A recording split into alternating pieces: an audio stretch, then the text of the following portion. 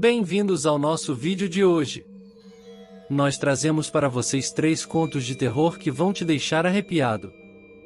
Se você é fã de histórias assustadoras, então você veio ao lugar certo. Se você é novo nessa categoria, então prepare-se para ser apresentado a um mundo de medo e adrenalina. Não se esqueça de se inscrever no canal, apertar o sininho das notificações, comentar o vídeo e dar sua opinião e compartilhar com seus amigos. Vamos mergulhar no mundo dos contos de terror juntos e desfrutar de cada minuto de arrepio. Então, sente-se confortavelmente, pegue a pipoca e aperte o play. A Velha Bruxa de Rodez. Por volta de 1830, morava em Rodez, perto do Passeio de Pretres, uma bruxa chamada Marie Trebas. Ele merecia, além disso, em todos os aspectos, o nome que lhe foi dado, e afirma nosso magistrado, e sua aparência exterior, como sua vida e seus atos, concorreram para considerá-la uma verdadeira trebe. Vestia-se apenas com trapos imundos, cujas cores díspares, contrastando umas com as outras, davam-lhe um aspecto estranho. Cobria-lhe uma vasta touca preta, da qual às vezes escapavam mechas de cabelos grisalhos e desgrenhados, e sob as voltas dos quais se viam 2 olhos negros brilhando, ainda vivos e penetrantes. No inverno, ela colocava sobre o vestido uma grande capa preta que o cobria inteiramente, e ela sempre carregava na mão um cajado nodoso, sem o qual nunca tinha sido vista. Seu rosto inspirava uma espécie de terror, seu nariz aquilino e adunco parecia querer encontrar-se com o queixo, e sua boca se contorcia num sorriso satânico. Suas mãos eram ossudas e esqueléticas, e dizia-se que aqueles que se acercassem da mulher viriam que seu pé terminava em forquilha. Seu refúgio era uma espécie de estábulo no qual uma porção de objetos se amontoava desordenadamente, e, em um de seus cantos, notava-se uma enorme pilha de trapos. Era lá, diziam, que Marie Trebas fazia o misterioso unguento de pedra foelho com o qual só bastava esfregar a palma da mão e gritar 3 vezes, pé de foelho, foelho, para, depois de montada numa vassoura, sentir-se levada pelo ar até o lugar onde realizava o sabá. Entende-se que, com todos esses antecedentes, Marie Trebas não cheirava a santidade em Rodez, e as crianças, assim que a viam, ou passaram em frente ao seu pequeno armarinho, situado no meio do morro pavimentado, corriam para se esconder o mais rápido possível ou se agarrar-se ao avental da mãe, sem ousar erguer os olhos. Acrescente a isso que Marie Trebas era má, e que ela lançava maldições sobre aqueles que não queriam atendê-la, teremos, então, a medida do medo inspirado pela bruxa. Um dia, quando Marie Trebas estava sentada, ou melhor, agachada, como de costume, em frente à sua pequena loja de miudezas, seu rosto expressava ainda mais maldade que a habitual, se isto é possível. À sua frente, passou uma mulher carregando o filhinho de apenas alguns meses de idade. A criança, chamada Josepo, estava doente, e eles a trouxeram de Ponte-Viel para Rodez para ser tratado pelo Sr. Anglade. Ao ver a criança, Marie Trebas foi tomada por um pensamento sombrio e, dirigindo-se à mulher, disse: "Vamos, deixe-me ver essa criança."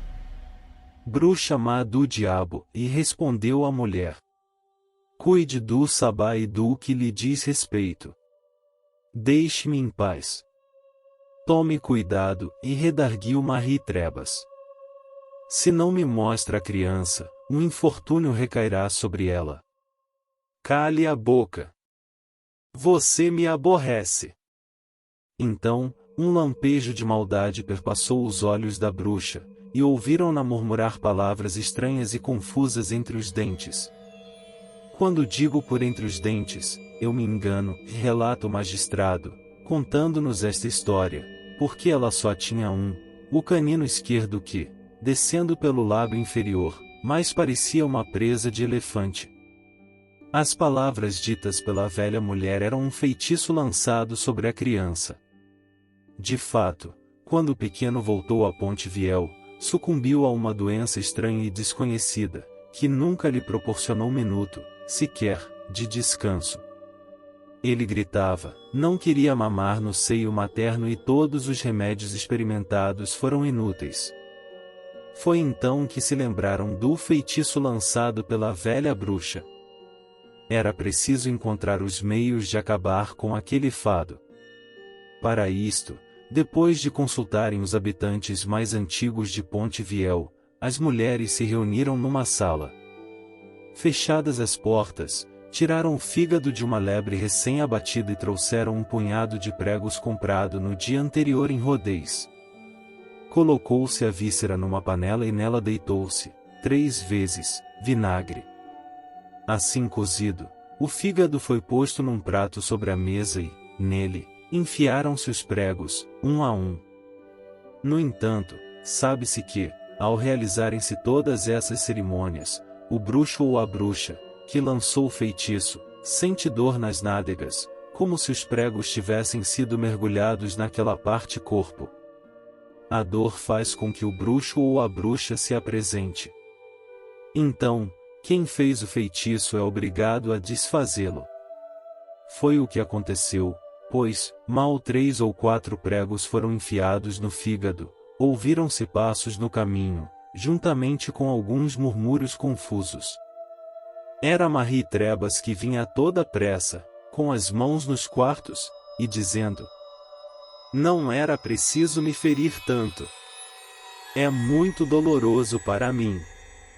Vamos, Beelzebu, disseram-lhe, tire o feitiço imediatamente, senão.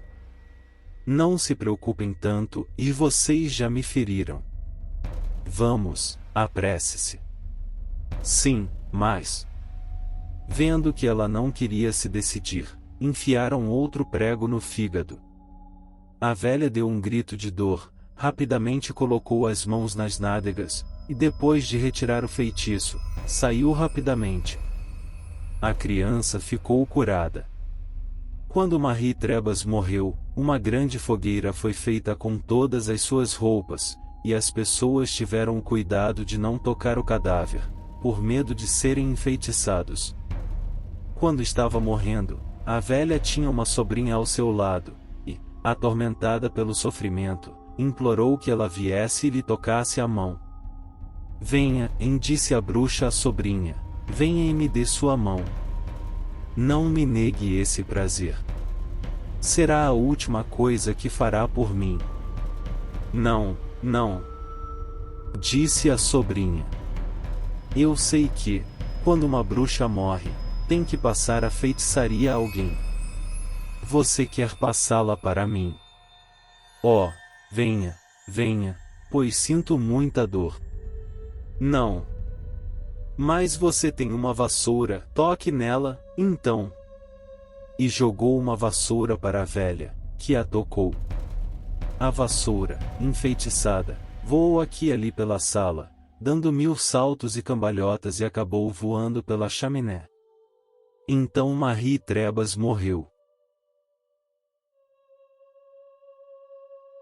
O devorador de crânio. Dante Alighieri.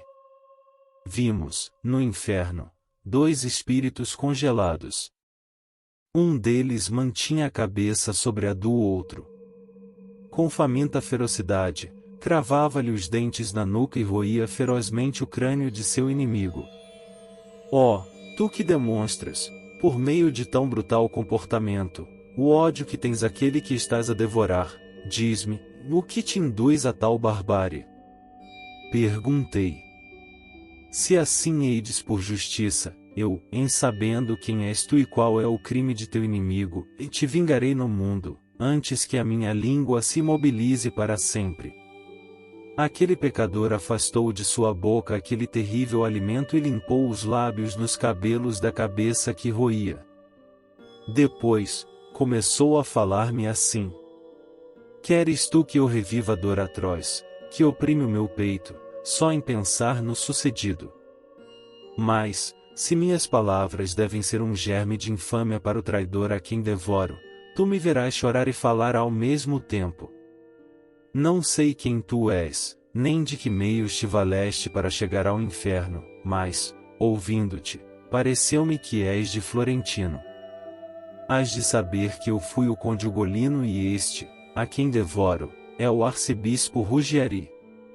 Agora, eu te direi por que eu trato assim. Não é necessário que eu te diga que, por causa de seus pérfidos intentos, e por eu ter lhe depositado irrestrita confiança, acabei preso e, depois, deixado para morrer.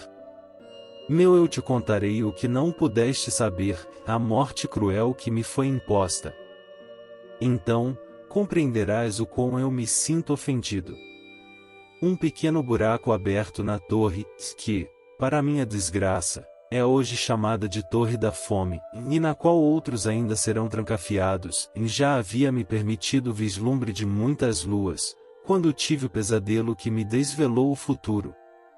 Ruggieri me apareceu, em sonhos, como um senhor e suzerano, caçando um lobo e seus filhotes no monte que impede os pisanos de verem a cidade de Lucca. Ele se fizera preceder dos Gualandi, dos Sismondi e dos Lanfranchi, que lideravam o caminho com cães famintos, diligentes e treinados. O lobo e seus filhotes me pareceram exaustos depois de uma curta carreira, e julguei que os cães lhes rasgavam os flancos com suas presas afiadas. Quando acordei, antes do amanhecer, ouvi meus filhos, que estavam comigo, a chorar, implorando por pão. Muito cruel és tu, se não te entristeces ao pensares no quão aquela cena devastou o meu coração, e se não choras agora, já não sei o que poderia excitar as tuas lágrimas. Já estávamos acordados e aproximava-se a hora em que nos traziam comida, mas todos duvidamos de que nos trariam alimentos, porque cada um de nós teve um sonho semelhante. Ouvi martelos cravejando o portão da horrível torre e olhei para os rostos de meus filhos, mas sem dizer palavra. Eu não conseguia chorar, porque a dor me petrificava. Eles, porém, choravam, e o meu pequeno Anselmo disse-me: "O que tens, pai? Por que nos olha assim?" No entanto, eu não respondi, nem derramei uma lágrima sequer durante todo aquele dia, nem na noite seguinte, até que um novo sol iluminou o mundo. Quando um de seus débeis raios penetrou na dolorosa prisão, vi que naqueles 4 rostos o meu semblante se refletia, e pus-me a morder as mãos, em desespero. E eles, acreditando que eu fazia por fome, levantaram-se rapidamente e disseram: "Pai, seria muito menos doloroso para nós se nos comeres. Tu nos vestiste destas carnes miseráveis, podes, portanto, delas nos despojar." Então me acalmei para não mais ainda entristecê-los. E, naquele dia e no seguinte, ficamos mudos. Ó, duro chão! Por que não te abriste sob os nossos pés? Quando chegamos ao 4º dia, Gado deitou-se aos meus pés, dizendo: "Meu pai, por que não me ajudas?" Depois, morreu. E, assim como me vês agora, eu vi morrer os outros 3, um por um, entre o 5º e o 6º dia. Já cego, procurei cada um deles, chamando-os por 3 dias, depois que morreram. Até que, finalmente, a inanição tornou-se-me mais forte do que a dor. Quando acabou a narrativa, o pecador volveu os olhos para o seu desafeto e mergulhou os dentes naquele crânio miserável, roendo-o como se fosse um cão. Texto adaptado da Divina Comédia. A Maldição dos Baskervilles. Arthur Conan Doyle. Há diversas versões a respeito da origem do cão dos Baskervilles. Como, porém, eu descendo em linha reta de Hugo Baskerville, e tive de meu pai a narração, e este já tivera do próprio pai, preservei-a na crença de que ela ocorreu como aqui vai narrada. Desejo que vós, meus filhos, creiais que a mesma justiça, a que pune o pecado, também pode perdoar bondosamente, e não há crime nenhum tão pesado que, pela oração e pelo arrependimento, não consiga perdão. esta história há de ensiná-los a não recear os frutos do passado, procurando, antes, serem circunspectos no futuro e a não se deixarem vencer pelas torvas paixões que tanto fez sofrer a vossa família. Saibam que, no tempo da grande rebelião, cuja história pelo esclarecido Lord Clarendon lhes recomendo ardentemente, este castelo feudal em Baskervilles pertencia a Hugo do mesmo nome, e não é preciso dizer outra vez que era um homem ateu, irreverente e licencioso. Os vizinhos ter-lhe-iam perdoado isto, pois nunca ali floresceram santos, mas havia nele um tal impudor e crueldade que ficaram proverbiais em todo o Oeste.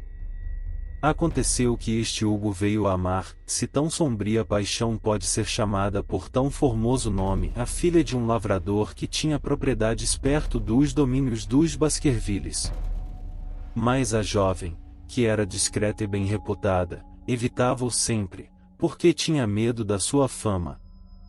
Sucedeu, então, que, no dia de São Miguel, esse Hugo, e mais 5 ou 6 dos seus companheiros maus e indolentes, roubaram a jovem e levaram-na, tendo sabido que o pai e os irmãos não estavam em casa. Depois que a trouxeram para a casa dele, puseram-na num quarto de andar de cima, enquanto Hugo e os amigos se entregavam a uma longa orgia, como faziam todas as noites. A pobrezinha, lá em cima, estava quase louca com os cantos, gritos e pragas horríveis que ela ouvia, vindos de baixo. Dizem que, quando embriagado, Hugo usava uma linguagem que infamava quem a usasse. Por fim, na angústia do medo, ela fez o que só usaria um homem valente e atrevido, desceu, agarrando-se às eras que cobriam a parede de fora, e correu através da charneca que separava o palácio da herdade de seu pai. Tinha de correr 3 léguas para lá chegar. Pouco tempo depois, Hugo deixou os companheiros para levar comida à jovem cativa, e outras coisas mais, provavelmente, mas achou a gaiola vazia, e fugira-lhe o passarinho. Ele ficou como se tivesse o demônio no corpo e, precipitando-se pelas escadas até a sala de jantar, saltou sobre a mesa, atirando garrafas e comidas pelo ar, e declarou alto, diante de toda a companhia, que, naquela mesma noite, entregaria o corpo e a alma ao diabo se não pudesse vingar-se. Todos os companheiros de orgia estavam apavorados com a fúria do homem, nisto, um deles, por ser o mais perverso ou o mais embriagado, lembrou que soltassem em busca dela os cães. Hugo saiu correndo, dando ordem aos criados que lhe selassem a égua e soltassem a matilha. E, dando aos cães a farejar um lenço da moça, fê-los partir e, uivando, lá foram eles através da charneca. Durante os momentos, os estroinas ficaram de boca aberta, sem compreender o que tinha sido feito tão à pressa. Mas logo o seu espírito, presa da embriaguez, acordou ao lembrar o que se estaria passando na charneca. Fez-se, então, uma grande confusão e gritaria, e uns pediam as pistolas, outros os cavalos e outros pediam mais vinho. Por fim, voltou um pouco de sentido às suas cabeças tontas, e todos, eles, eram uns 13 ao todo, e montaram os cavalos e partiram. A lua brilhava luminosa sobre eles, que corriam velozmente pelo caminho que a jovem devia ter tomado para alcançar a própria casa. Tinham caminhado 1 milha ou 2 quando passaram perto de um pastor, dos que ficavam de noite na charneca, e perguntaram-lhe se tinha visto a caçada. E o homem, como diz a história, estava com tal medo que mal podia falar, afinal, pôde dizer que tinha realmente visto a infeliz moça, com os cães em seu encalço. Mas disse ele, também vi outra coisa, e Hugo Baskerville passou por mim, montado na sua égua preta, e atrás dele corria, mudo, um cão infernal. E que Deus permita nunca eu o veja atrás de mim. Por isso, os fidalgos embriagados praguejaram contra o pastor e caminharam para diante. Daí a pouco, porém, ficaram gelados, porque ouviram o ruído de um galope. Depois, a égua preta, salpicada de espuma branca, passou correndo com as rédeas a arrastar e a sela vazia. Então, chegaram-se todos uns aos outros, doidos de medo. Seguiram, contudo, em frente. Se, todavia, cada um deles estivesse sozinho, voltaria, com todo prazer, para trás. Afinal, encontraram os cães. Estes, apesar de conhecidos pela bravura e pela raça, estavam ganindo, agrupados no alto de uma ribanceira profundíssima, uns fugindo aos saltos, de olhos esgazeados, para o estreito valado que tinham em frente. A companhia parou. Estavam mais moderados do que quando partiram. Alguns não quiseram por nada andar mais, mas 3 dentre eles, mais atrevidos ou mais embriagados, desceram pela ribanceira até um largo espaço, no qual jaziam 2 grandes pedras, que ainda hoje se podem ver, e que ali foram postas por esquecidos povos dos tempos antigos. A lua brilhava sobre aquela clareira onde, exatamente ao centro, jazia a infeliz moça, no lugar onde tinha caído morta de medo e de cansaço. Mas não foi por causa da jovem, nem do corpo de Hugo Baskerville, caído perto do dela, que se eriçaram os cabelos destes 3 ousados senhores. Eriçaram-se pelo que estava ao lado de Hugo, puxando-lhe pela garganta um animal preto, enorme, horrível, tinha a forma de um cão, mas era de um tamanho nunca visto por olhos mortais. Mas, quando viram separar a cabeça de Hugo do corpo, e voltar para eles os seus olhos em brasa, e as queixadas escorrendo sangue, os 3 estremeceram de medo e correram para salvar a rica pele, ainda aos gritos, por ali afora. Dizem que um deles morreu na mesma noite da impressão que teve, e os outros 2 ficaram inutilizados para sempre. É esta a história, meus filhos, do aparecimento do cão que persegue a nossa família, tão amargamente, desde então. Se o deixo aqui escrito, é porque o que sabemos com toda a certeza causa-nos menos temor do que quando apenas suspeitamos ou supomos. Não é possível negar que muitos de nossa família têm tido morte desgraçada, súbita, sangrenta ou misteriosa. Entreguemo-nos à divina providência, que não punirá para sempre o inocente, não irá além da 3ª ou 4ª geração de que fala a Sagrada Escritura. A essa providência recomendo-vos, meus filhos, e vos aconselho, como precaução, evitar a passagem através da charneca a essas horas mortas, quando estão no auge as forças diabólicas. De Hugo Baskerville a seus filhos Roger e John, com instrução para não dizerem nada a respeito à sua irmã Elizabeth. Excerto de O Cão dos Baskervilles. Esperamos que vocês tenham gostado desses 3 contos de terror. Se você quiser mais conteúdo assustador, não deixe de se inscrever no nosso canal e ativar as notificações, para não perder nenhum vídeo novo. Agradecemos por assistir e esperamos vê-los novamente em breve. Até a próxima!